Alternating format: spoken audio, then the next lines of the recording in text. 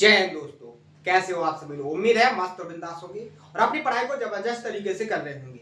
अपना जो लास्ट का सेशन हुआ था, लास्ट के सेशन में मैंने आपको आइसोसेलेस ट्रायंगल यानी कि समद्विबाहु त्रिभुज से रिलेटेड जितने भी टाइप की लैंग्वेज बन सकती हैं, हर एक टाइप की लैंग्वेज को मैंने बहुत अच्छे से समझाया था।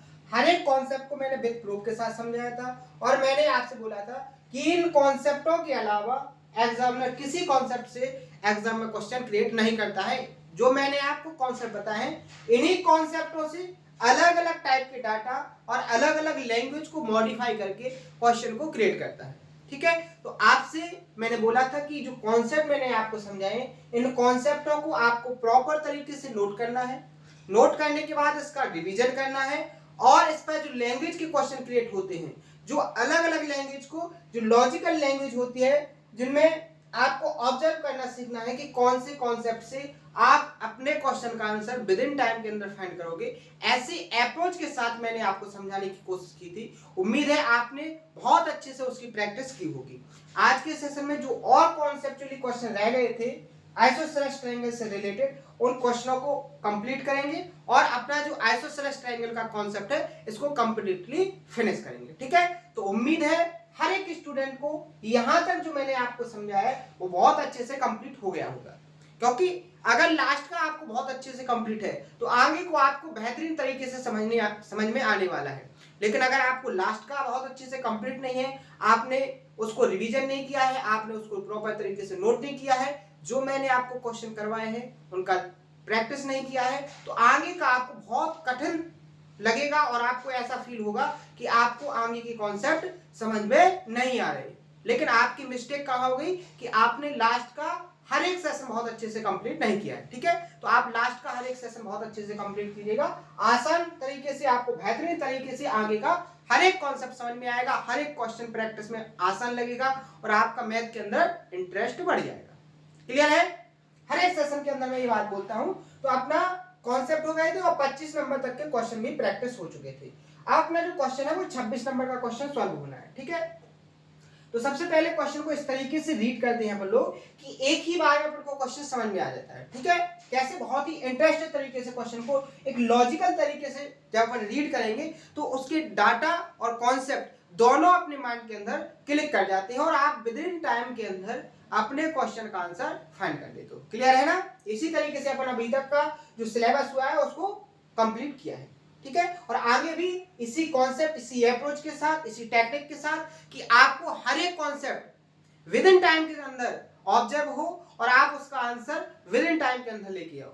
ठीक है, तो आइए क्वेश्चन को सॉल्व करते हैं। देखो क्वेश्चन को कैसे पढ़ना है, कैसे आपको कॉन्सेप्ट ऑब्जर्व होगा। यहां पर क्वेश्चन में कहा गया है कि एन आइसोसेलेस ट्रायंगल एमएनपी, एक आइसोसेलेस ट्रायंगल है MNP is inscribed in a circle, एक सर्कल के अंदर MNP आइसोसेलेस ट्रायंगल इंस्क्राइब किया गया है। कि एक सर्कल के अंदर एक समद्विबाहु त्रिभुज बनाया गया है। एक किस तरीके से, यदि MN equal to MP equal to 16√5, यानी कि जो MN है वो बराबर MP के है और इन दोनों की जो लेंथ है वो क्या है, 16√5। आगे देखो, एंड NP जो तीसरी साइड है आइसोसेलेस ट्रायंगल की, उसकी जो लेंथ है वो कितनी है आपकी, यहां पर 32 सेंटीमीटर।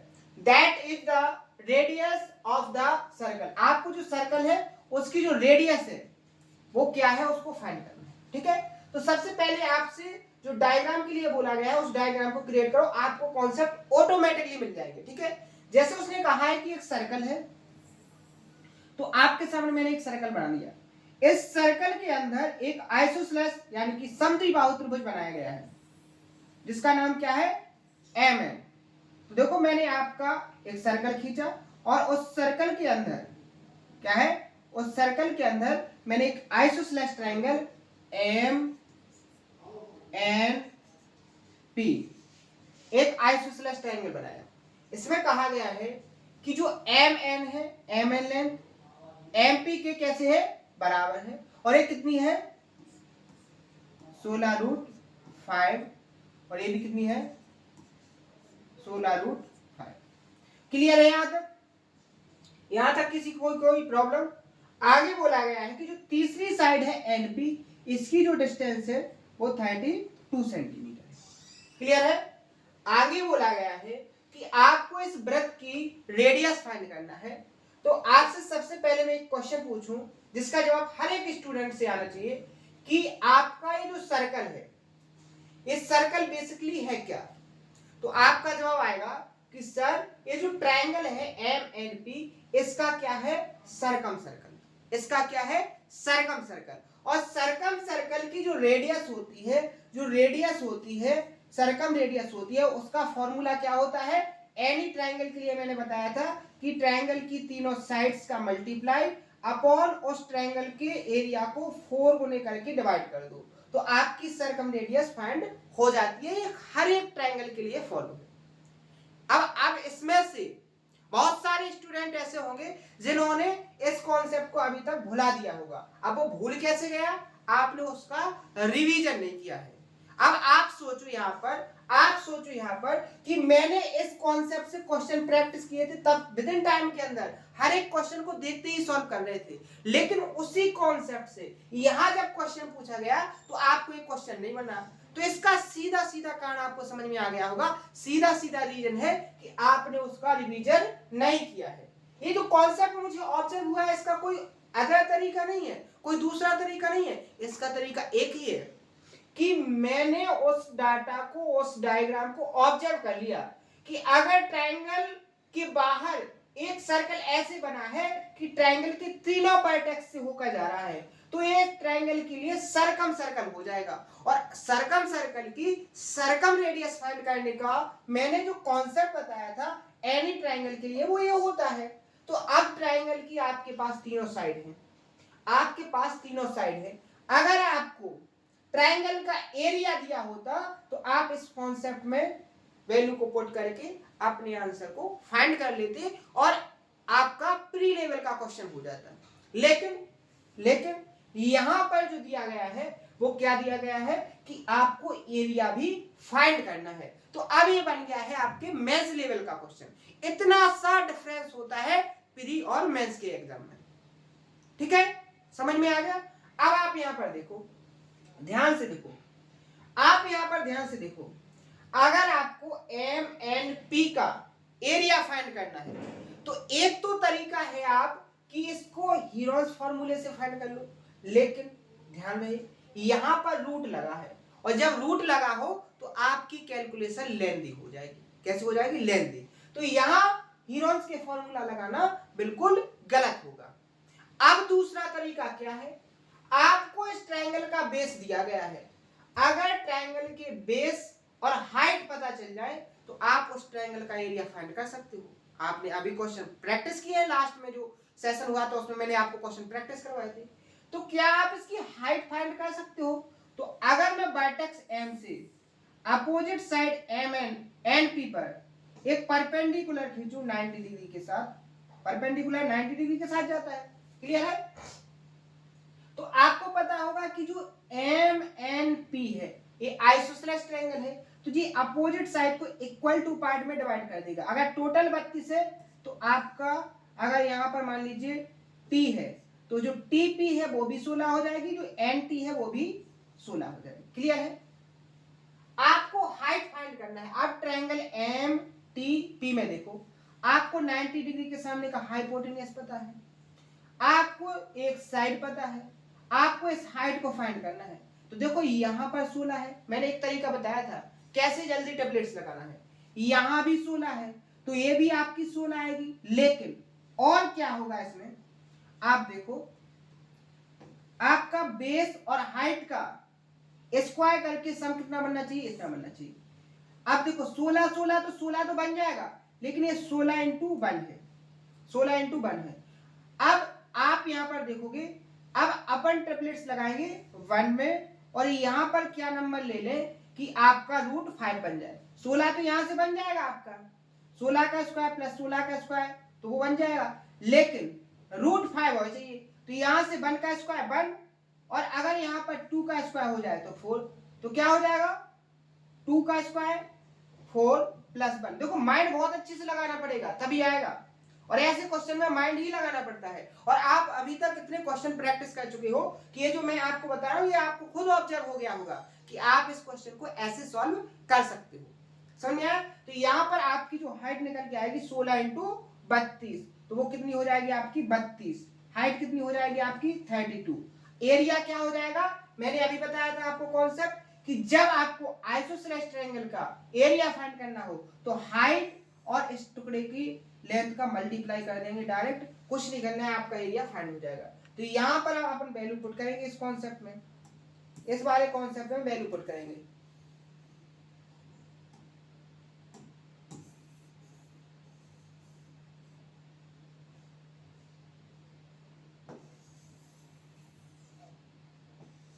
इस वाले कॉन्सेप्ट देखो, तो r इक्वल टू अपना क्या हो जाएगा, a की वैल्यू आपकी क्या हो जाएगी 16√5, b की भी वैल्यू 16√5 क्योंकि आइसोसेलेस, c की वैल्यू 32 अपॉन 4, एरिया क्या हो जाएगा आपका 32 इंटू 60, 32 इंटू 16। सॉल्व करोगे आप यहाँ पर देखोगे 16 से एक 16 कैंसिल, 32 से एक 32 कैंसिल, 4 से 16 4 बार कैंसिल, √5 का √5 में मल्टीप्लाई होगा 5 आएगा, 5 का मल्टीप्लाई 4 में होगा तो कितना हो जाएगा 20 यानी कि 20, कितना हो जाएगा 20। ऑप्शन नंबर यहाँ पर क्या हो जाएगा करेक्ट आंसर। तो इस तरीके से अपन को सॉल्व करना है, ठीक है।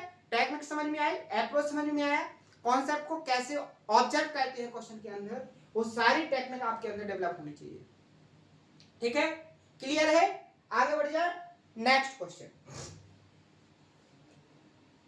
बहुत ही इंटरेस्टिंग क्वेश्चन है ये, यहां देखो, triangle ABC is an isosceles triangle that AB equal to AC equal to 13, यानी कि एक एबीसी आइसोसेलेस ट्रायंगल है जिसमें AB के बराबर AC है और दोनों की लेंथ कितनी है 13 centimetre. AD is the median on BC, जो AD है वो BC पर मीडियन है।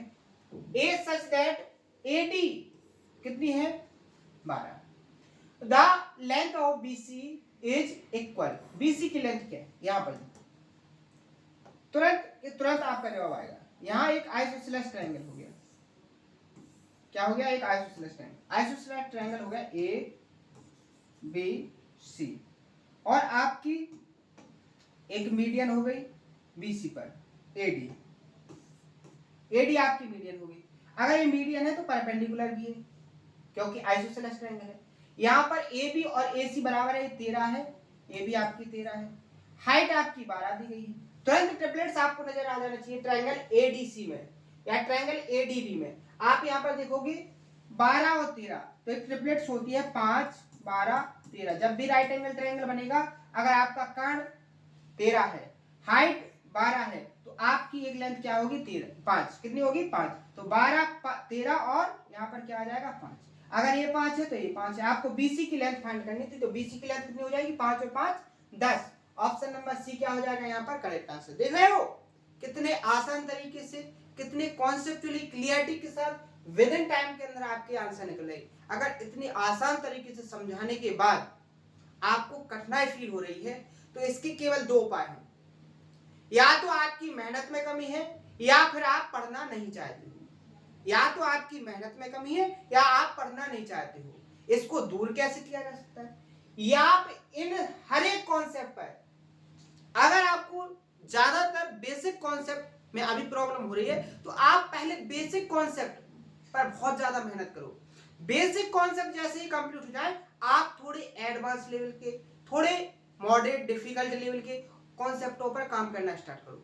आपकी जितनी भी कमियां हैं पूरी ऑटोमेटिकली क्या हो जाएंगी, दूर हो जाएंगी। लेकिन अगर आपको बेसिक कॉन्सेप्ट में प्रॉब्लम आ रही है, आपने उनको कंप्लीट नहीं किया, आप एडवांस लेवल के कॉन्सेप्टों को कंप्लीट करने में लग गए, तो आप यहां पर देखोगे ना तो आपके बेसिक कॉन्सेप्ट मजबूत होंगे ना ही आपके एडवांस लेवल के कॉन्सेप्ट मजबूत होंगे और आपकी जो कंपटीशन की लाइन है वो जीरो हो जाएगी।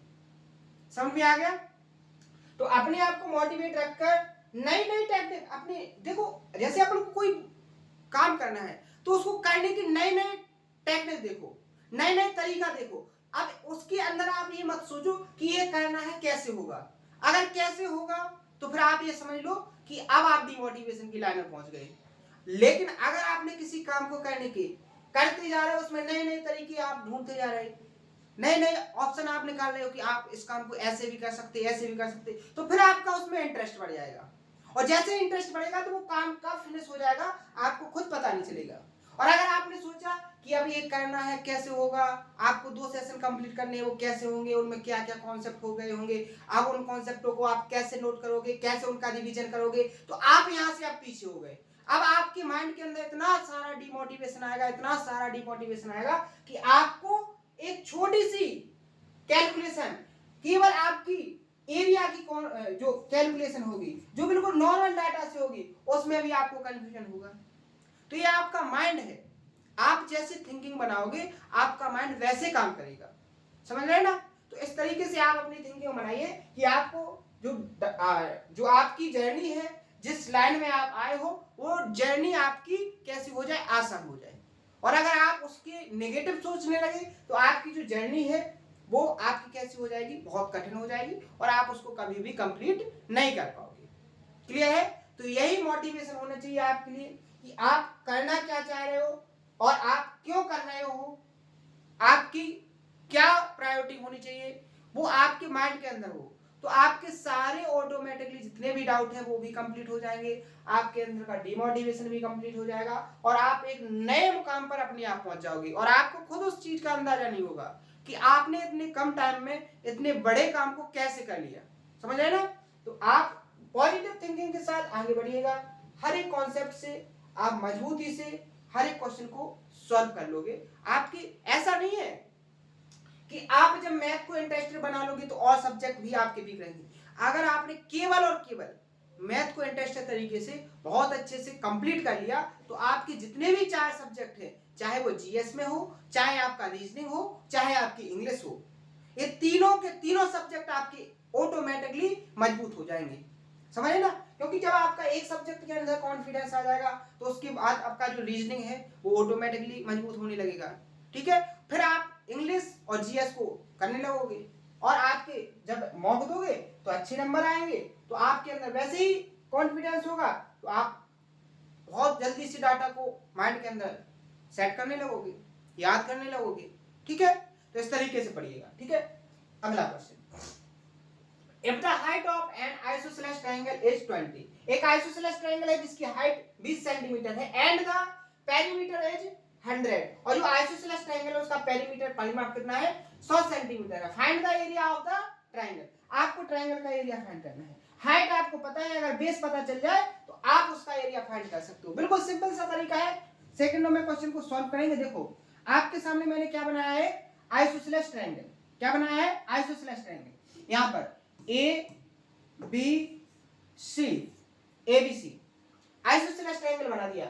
यहां पर आप देखो इसमें जो हाइट है इस आइसोसेलेस ट्रायंगल की, वो हाइट क्या है आपकी 20, ये हाइट है इस ट्रायंगल की, मान लीजिए एडी, ये कितनी है आपकी 20।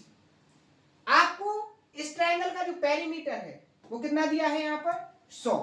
आपको इस क्वेश्चन को करने के मैं 2 तरीके बताऊंगा। जो मैं पहला तरीका बताऊंगा ये 99% आपके एग्जाम में आएगा और इसी कॉन्सेप्ट से आपको सॉल्व करने के लिए मिलेगा भी। 1% चांस होंगे जो आपको दूसरा कॉन्सेप्ट से क्वेश्चन सॉल्व करने में हेल्प मिलेगी, ठीक है। दोनों कॉन्सेप्ट आपको ध्यान रखना है, ठीक है। तो सबसे पहले आप यहां पर देखो, सबसे पहले आप यहां पर देखो, आपको हाइट दी गई है और आपको इस ट्रायंगल का पेरीमीटर दिया है। आपको अगर इसका बेस पता चल जाए तो आपको उसका एरिया फाइंड हो जाएगा। तो सिंपल सा तरीका, सबसे पहले मैं आपसे एक क्वेश्चन पूछूंगा, वो क्वेश्चन क्या है, आपको आइसोसेलेस ट्रायंगल दिया है तो जितनी लेंथ आपकी ये है उतनी ही सेम लेंथ आपकी ये वाली है, ठीक है, क्योंकि ये क्या है, आइसोसेलेस ट्रायंगल। दूसरी बात आपसे मैं बोलूं कि अगर आपकी एडी हाइट है तो ये बीसी की मीडियन भी होगी, तो जो लेंथ आपकी ये वाली है उतनी ही लेंथ आपकी ये वाली। क्लियर है ना। आगे देखो, देखो डाटा को कैसे ऑब्जर्व करते हैं, उसको ऑब्जर्व करना सीखो। आप यहां पर देखो कि जो ट्रायंगल एबीसी है इसकी एबी, बीसी और एसी तीनों साइडों का सम कितना हो रहा है 100, तीनों साइडों का सम कितना हो रहा है 100। यहां पर मैं आपसे एक बात पूछूं कि क्या ऐसा कह सकते हैं कि इस लाइन का सम और इस लाइन का सम 50 होना चाहिए। ध्यान से सुनो, ए बी, बी सी और ए सी, इनका सम क्या है 100। इनका सम क्या है 100। आइसोसेलेस ट्रायंगल का पेरीमीटर कितना है 100। तो मैंने आपसे कहा है कि ए बी की लेंथ ए सी के बराबर है और बी डी की लेंथ डी सी के बराबर है। तो ऐसा भी तो हो सकता है कि ए बी और बी डी की वैल्यू का सम 50 हो जाए। अगर इनका सम 50 हो गया और इन दोनों का सम 50 हो गया तो पेरीमीटर तब भी 100 बन रहा है। समझ में आया कि नहीं आया? कैसे किया वो आपको समझ में आ गया होगा।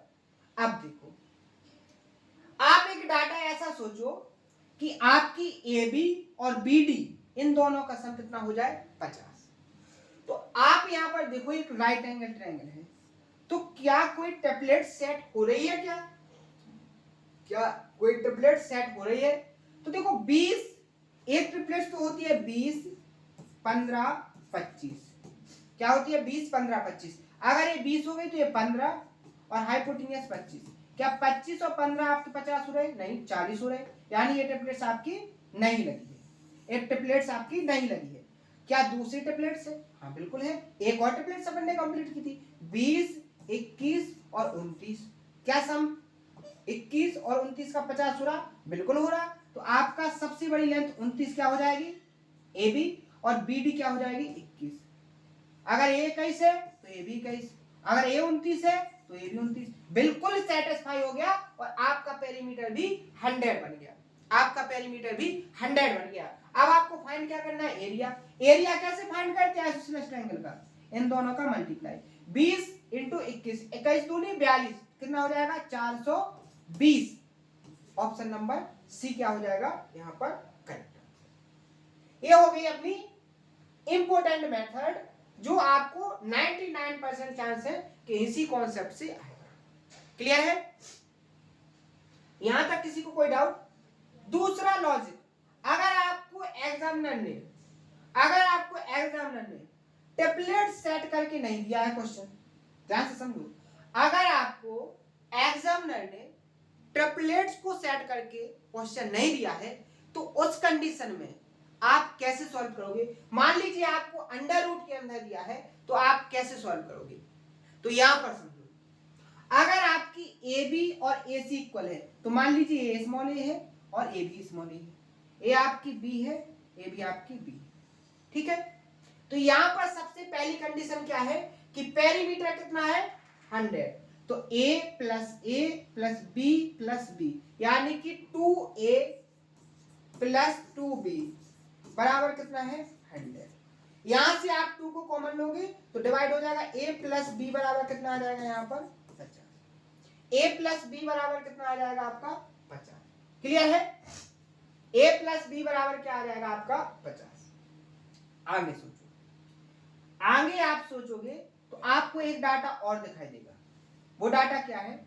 यहां पर आपका एक राइट एंगल ट्रायंगल बन रहा है। राइट एंगल ट्रायंगल में अगर अपन हाइट की बात करें तो हाइट कैसे निकलेगी? जो कर्ण है, कर्ण का स्क्वायर में से आपकी एक साइड का स्क्वायर माइनस करेंगे तो वो हाइट आ जाएगी। कि कैसे? पाइथागोरस प्रमेय। तो क्या हो जाएगा A square minus B square equal to 20 का स्क्वायर 400। आप A square minus B square को लिख सकते हो ए प्लस बी और ए माइनस बी बराबर क्या हो जाएगा 400। यहां से आपको पता है ए प्लस बी की वैल्यू कितनी है? ए प्लस बी की वैल्यू है आपकी यहां पर देखो 50। ए प्लस बी की वैल्यू कितनी हो गई 50 और 50 से जब आप 400 को डिवाइड करोगे तो कितना हो जाएगा 8। तो a माइनस बी की वैल्यू कितनी आ गई 8। तो आपके सामने दो इक्वेशन हो गई, a प्लस बी बराबर 50 और a माइनस बी बराबर क्या है 8। अब जब आपको दो वेरिएबल का सम दिया हो, दो चरों का सम दिया हो और दो सेम चरों का डिफरेंस दिया हो तो यहां पर आप दोनों चरों की वैल्यू को फाइंड करोगे, प्लस वाले को ऐड करके 2 से डिविजिबल करोगे। देखो अगर एक बार इनको ऐड करेंगे तो आपकी a की वैल्यू निकल के आएगी। ऐड करेंगे तो 50 और 8 58, 58 को 2 से डिवाइड करेंगे तो कितना आ जाएगा a की वैल्यू 29। a की वैल्यू 29। और अगर आपको b की वैल्यू फाइंड करना है प्लस और माइनस वाले की तो आप क्या करोगे माइनस करके 2 से डिविजिबल करोगे। 50 से 8 जाएंगे 42 और 42 को आप 2 से डिविजिबल करोगे तो b की वैल्यू यहाँ पर क्या आ जाएगी, कितनी आ जाएगी 21। तो यहाँ पर a की वैल्यू आपकी 29 हो गई, b की वैल्यू आपकी 21 हो गई। 21 और 20 का मल्टीप्लाई करोगे तो ऑप्शन नंबर यहाँ पर सी हो जाएगा आपका करेक्ट आंसर। तो दोनों मेथड आपको बता दी मैंने, दोनों मेथड से आप इसको सॉल्व कर सकते हो। क्लियर है ना? दोनों मेथड में कोई डाउट नहीं होना चाहिए आपको। ठीक है, तो आपको देखो मैं बहुत दूर तक की सोच के कि एग्जाम में क्या क्या सोच सकता है। अभी तक आप जब भी मॉक दोगे टेम्पलेट्स पर सेट करके ही क्वेश्चन को सॉल्व करवाया गया है हर एक एग्जाम में, किसी भी एग्जाम को। लेकिन मैंने यहाँ पर एक लॉजिक लगाया, एग्जाम में ऐसे भी तो सोच सकता है कि यहाँ रूट में दे दे, वो साइड रूट में दे दे, अंडर रूट के अंदर दे दे, या एक ऐसा डाटा क्रिएट कर दे जब टेम्पलेट्स ना लगे। तो ऐसी कंडीशन में जो स्टूडेंट हमसे पढ़ के गए हैं, जो स्टूडेंट हमसे तैयारी कर रहे हैं, उनका यहाँ पर ये डाउट नहीं होना चाहिए कि आप इसको कैसे सॉल्व करें। उनके सारे डाउट क्लियर होने चाहिए कि अब हम इस क्वेश्चन को ऐसे सॉल्व कर सकते हैं। समझ में आए? तो इस तरीके से आप काम कीजिए कि आपको कोई डाउट ना रहे। ठीक है, आगे बढ़े। नेक्स्ट क्वेश्चन देखो, अब देखो यहां पर आ गया, मैंने जो बोला वो यहां पर क्वेश्चन फंस गया। यहां देखो, आप इस क्वेश्चन को रीड करो।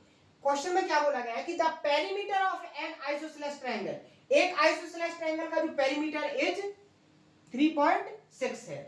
देखो यहां 3.6 मीटर है, ध्यान देना। And it base is 30 centimetre shorter than each of the equal side, जो इक्वल साइड है उससे 30 सेंटीमीटर कम उसका क्या है, बेस है। ठीक है, कोई दिक्कत नहीं। 30 सेंटीमीटर को मीटर में चेंज करेंगे तो क्या आ जाएगा 0.3 मीटर। ठीक है, what is the area in metre square, आपको मीटर में फाइंड करना है area of the triangle, triangle का एरिया फाइंड करना है।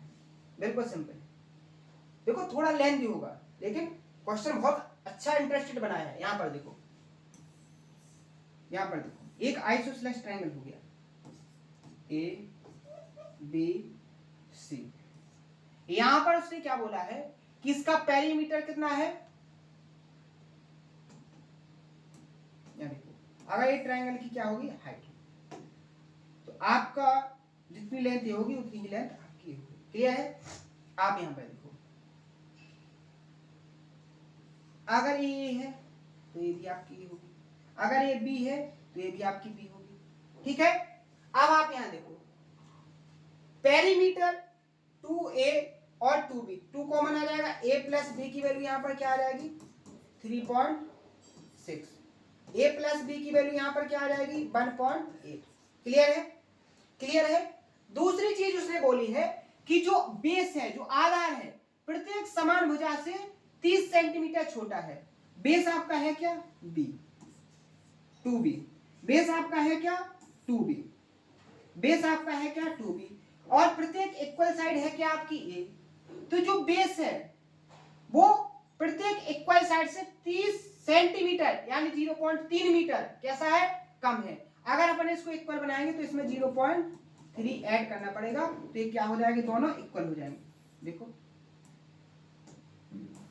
यहां पर ये 2b प्लस, अगर हम इसमें 0.3 जोड़ देंगे तो ये आइसोसेलेस ट्रायंगल की इक्वल साइड के बराबर हो जाएगा, क्योंकि एक कंडीशन एग्जामिनर ने दी है। यहां पर अपन a की वैल्यू को पुट कर दूं इस वाली इक्वेशन में, क्योंकि ये अपन इक्वेशन निकाल चुके पहले। a की वैल्यू क्या आ जाएगी यहां पर 2b प्लस 0.3 प्लस b इक्वल टू 1.8 हो जाएगा। आपका यहाँ 0.3 इस तरफ जाएगा, ये 2b और b 3b हो जाएगा। यहाँ माइनस में जाएगा तो 1.8 से 0.3 जाएगा तो 1.5 बचेगा। यहाँ b की वैल्यू क्या आ जाएगी 0.5, b की वैल्यू क्या आ गई आपकी यहाँ पर 0.5। ठीक है, b, अब यहाँ से 0.5 आपकी वैल्यू किसकी आ गई, b की। a की वैल्यू फाइंड कर सकते हो आप कहां से, यहाँ से। b की वैल्यू रखोगे 0.5 का 2 में मल्टीप्लाई होगा तो 1.0 प्लस 0.3 इक्वल टू a की वैल्यू क्या आ जाएगी 1.3। यहाँ पर a की वैल्यू आपको मिल गई कितनी 1.3। अब आपको फाइंड तो करना था इसका एरिया। आपको इक्वल साइड में लगेंगे, इक्वल साइड, ये भी 1.3 हो जाएगा और ये भी 0.5 हो ठीक है। आपको फाइंड करना है इसका एरिया। अगर एक तरीका तो है आपका कि इसको हीरोन्स के फॉर्मूले से कर लो, और दूसरा तरीका है आप इसकी हाइट निकाल लो। और हाइट मैंने निकालने के लिए क्यों बोला है, क्योंकि आपको एक ट्रिपलेट्स नजर आई 5, 12 और 13, इसको उसने क्या कर दिया 1/10 गुना कर दिया, तो ये क्या हो गई 0.5, ये क्या हो गई 0.5, ये 1.3 हो गया 10 गुना, 13 को 1/10 गुना किया तो 1.3 हो गया, 5 को उसने 1/10 गुना किया तो 0.5 हो गई। हाइट आपकी 12 हो जाएगी जब आपकी एक साइड 13 हो गई, एक 5 हो गई, और तो दूसरी तीसरी क्या होगी 12, इसको 1/10 गुना करेंगे तो क्या आ जाएगा 1.2। अब एरिया क्या हो जाएगा इन दोनों का मल्टीप्लाई, क्या हो जाएगा मल्टीप्लाई। तो आप यहां पर देखो 1.2 इंटू 0.5 का मल्टीप्लाई जब करोगे तो आपका आएगा 60, और एक डिजिट दो डिजिट के बाद क्या लग जाएगा डेसिमल, तो क्या आ जाएगा आपका 0.6। ऑप्शन नंबर ए क्या हो जाएगा यहाँ पर करेक्ट आंसर। देखो क्वेश्चन का डाटा बहुत सिंपल है, लेकिन इसको करने के तरीके और इसमें लगने वाली लॉजिक बहुत है, ठीक है। आप कैसे उसको कर रहे हो, आपको कम से कम टाइम में करना है तो आपको बेस्ट अप्रोच के साथ सॉल्व करना है, ठीक है। देखो मैंने क्वेश्चन को बहुत इंटरेस्टिंग तरीके से सॉल्व करवाए हैं, सारे क्वेश्चन को आप बहुत अच्छे से प्रैक्टिस करना। कल के सेशन में नया कॉन्सेप्ट स्टार्ट करना है अपन को, आइसोसेलेस राइट एंगल ट्रायंगल, और इसके जितने भी टाइप के क्वेश्चन बनेंगे उनको प्रैक्टिस करने के बाद ये अपना टॉपिक क्या हो जाएगा कंप्लीटली फिनिश हो जाएगा, ठीक है। उसके बाद लास्ट टॉपिक बचा है अपना ट्रायंगल के अंदर राइट एंगल ट्रायंगल। तो अभी तक जो हो गया है उसके लिए मेहनत से काम कीजिए, उस पर मेहनत से प्रैक्टिस कीजिए। आप हर एक इक्वेशन को, हर एक कॉन्सेप्ट को बहुत अच्छे से नोट करो, उसका रिवीजन करो, उस पर जितने भी टाइप के क्वेश्चन हैं उनकी बहुत शानदार तरीके से प्रैक्टिस करो। मैं भी मेहनत से पढ़ा रहा हूँ, आप भी मेहनत से पढ़ो, रिजल्ट अपने आप मिल जाएगा। आप यहाँ वहाँ की चीजों में उलझोगे, आप लोगों की बातों में उलझोगे तो आप बहुत पीछे हो जाओगे, समझ में आए। क्योंकि देखो जीवन है तो समस्याएं लगी हुई हैं, जीवन में अगर समस्याएं नहीं आएंगी तो कोई भी इंसान आगे बढ़ ही नहीं सकता है। तो जीवन में जो प्रॉब्लम्स है वो प्रायोरिटी है। आपके जीवन में अगर प्रॉब्लम्स आ रही हैं तो आपको बहुत आगे खींचने के लिए आई हैं, ठीक है। तो उनको नेगेटिव ना लो, आप उन पर काम करो, प्रॉब्लम को सॉल्व करना सीखो, ठीक है। आप एक पढ़ने वाले स्टूडेंट हो तो आपके माइंड के अंदर ये थिंकिंग होनी चाहिए कि आपको कंटिन्यू प्रॉब्लम को फेस करना है। क्या करना है, प्रॉब्लम को फेस करना है। अब डिमोटिवेट या गलत तरीकों को फॉलो करने के लिए कौन मजबूर होता है, जिसके पास शिक्षा नहीं है, जो उन चीजों को समझ नहीं सकता है, जिसकी इतनी मेंटेलिटी नहीं है, जिसकी इतनी क्षमता नहीं है कि वो उस प्रॉब्लम को समझे कि प्रॉब्लम बेसिकली आई क्यों है। तो वो क्या करता है, गलत तरीके को फॉलो करता है, छोटी छोटी चीजों पर डिमोटिवेट होता है। आप एक शिक्षित हो, आप एक पढ़ने वाले स्टूडेंट हो, और आप एक कंपटीशन लाइन में आए हो, तो आपके लिए तो प्रॉब्लम बनती हैं, आपकी लाइफ के अंदर तो प्रॉब्लम बनती हैं। आप उन प्रॉब्लमों को फेस करो, आप उन प्रॉब्लम्स को बहुत अच्छे से सामना करो। आप जितने अच्छे से प्रॉब्लम को सामना करोगे आपका रास्ता उतना अच्छा क्लियर होगा और आप उतने ज्यादा मजबूत होगे। क्योंकि हर एक पर्सन के जीवन में बहुत सारी समस्याएं, मेरे जीवन में समस्याएं, आपके जीवन में, लेकिन अपन समस्या को लेकर अपनी जो मंजिल है, जो अपना टारगेट है, उसको थोड़ी ना बढ़ा सकते हैं। अगर अपन को मंजिल को टारगेट किया है तो उसको तो आपको पाना ही है। तो आप समस्या के चक्कर में अपनी प्रायोरिटी, आपकी जो प्रोफेशन है जिसको आप पाना चाहते हो उसको तो मत भूलो। तो मेहनत से पढ़ो, शानदार तरीके से पढ़ो। अगर आज के सेशन में कोई डाउट आया हो तो उसको कमेंट बॉक्स में बताना, सारे डाउट क्लियर किए जाएंगे। मिलते हैं इसी जोश और उम्मीद के साथ नेक्स्ट सेशन में। Thank you.